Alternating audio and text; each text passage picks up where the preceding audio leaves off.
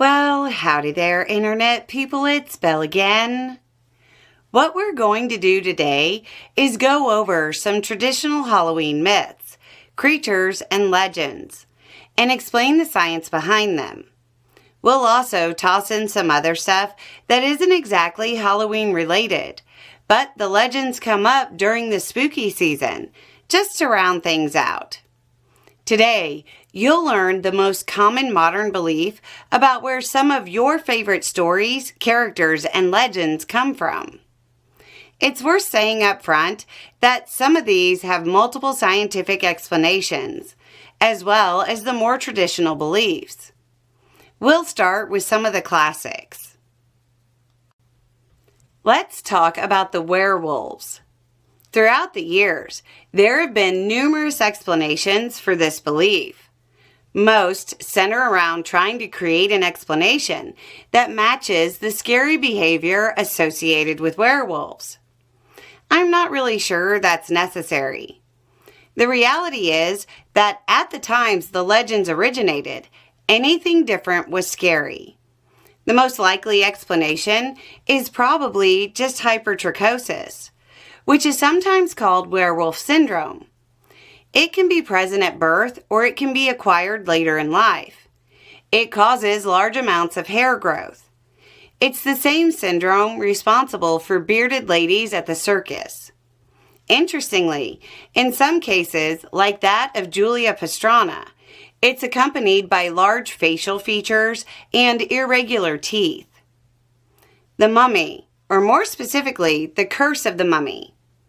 Many researchers who worked on Egyptian tombs became sick with a pneumonia-like illness and then died. This was obviously the curse of the pharaoh. It certainly wasn't Aspergillus flavus, a fungus that if inhaled can cause invasive aspergillosis in the lungs. In an interesting twist, this was actually noticed because of a tomb in Poland, not Egypt being opened. Pazuzu of exorcist fame. Pazuzu was a Mesopotamian demon deity who controlled the southwest wind, which was the bringer of destruction and disease. Pazuzu had a companion deity named Lamashtu. Lamashtu, well, she would really go after children, even those in the womb, and would cause harm to mothers and expectant mothers. If only there was some kind of scientific explanation for bad air. Malaria. Ancient Mesopotamia had a problem with mosquitoes. Malaria, which is particularly dangerous for children and expectant mothers. You see where this is going. As a side note, in other parts of the world at various times, there was the theory of miasma, which was that bad air often coming from swamps were causing diseases, like malaria. Vampires have had modern explanations offered of porphyria, rabies, and tuberculosis. Porphyria causes sensitivity to sunlight, gum shrinkage revealing teeth, and reddish urine. What would they drink to cause that? Rabies can cause biting, hydrophobia, silly holy water, and aggression. Tuberculosis can cause pale skin, wasting, blood at the lips, and contagion. So that's how they get turned.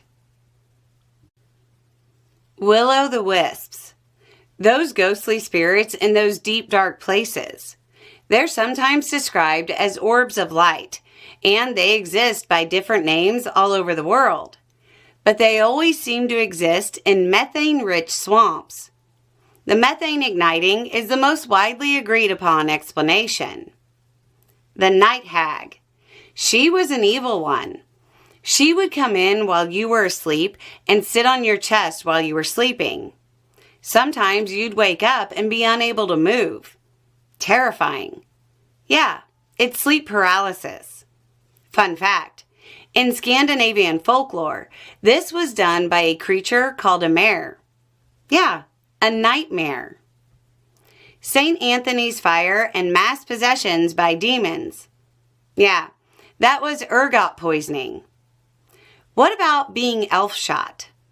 This is attributed to Anglo-Saxon medical texts, and basically it was when elves shot you or an animal with invisible arrows.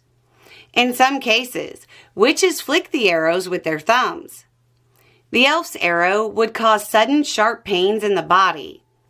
Today, it would probably be diagnosed as rheumatism or arthritis. Dogmen of Michigan. These are werewolf-like creatures that have the head of a dog, but the torso of a man, and stands on two legs. Pretty sure that's a bear with mange.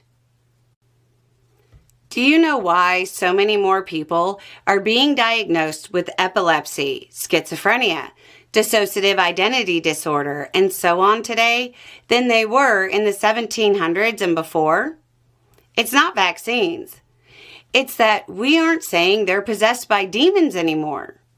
Most possession cases remarkably mirror neurological symptoms that have since been identified. Some of those who are asking why there's so much more diagnosed autism in the world today might want to consider why the fairies aren't stealing children and replacing them with changelings. To be clear, when you actually get into changeling lore, it's not just autism, but also spina bifida, cystic fibrosis, progeria, Down syndrome, and others that are described in the legends. Myths, legends, and beliefs of the ancients normally aren't completely manufactured. They're an attempt to explain the world around them, and more often than not, there's a real basis for their beliefs. They just added a supernatural twist. Anyway, it's just a thought. Y'all have a good day, and happy Halloween.